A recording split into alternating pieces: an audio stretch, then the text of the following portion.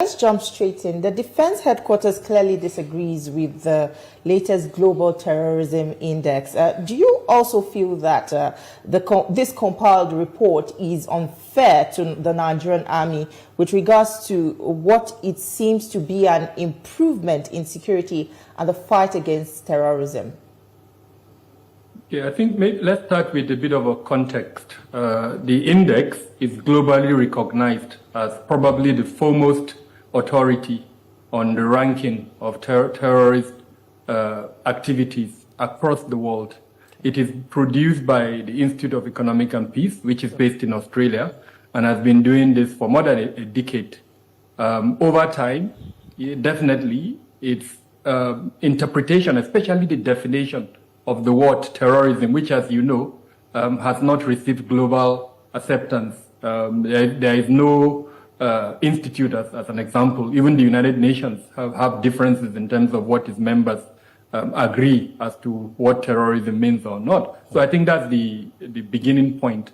The second issue is the basis upon which it arrives at its figures, numbers. Remember, it's an index, so it uses numbers to rank countries on the basis of whether they are making progress or not in the area of terrorism.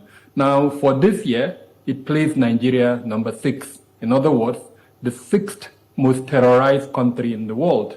The last ranking it did, which was in 2024, it placed Nigeria number 8.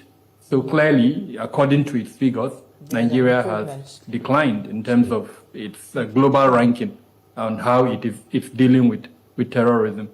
The second thing that I think is also very important is the number of terrorist incidents or fatalities that have occurred in Nigeria in 2024, according to the index. It recorded about 500 plus occurrences in Nigeria in 2024. Now, we know, and as you know, I head a company that produces reports, especially on fatalities, on a monthly basis, on a daily basis, actually. And we know that it was quite conservative when he gave this 500 to Nigeria. The reality is that the number of people who died from terrorist activities was much higher than this 500 that it gave. So to that extent, with all of these things I've said, I find the report quite instructive, both in terms of what it has provided, the pathways to radicalization, beyond the figures and the ranking. The report analyzed terrorism across the world, provided trends, including pathways to radicalization, and more importantly, in terms of geopolitical positioning of the threat from terrorism, gave regions and parts of the world where it feels there are peculiarities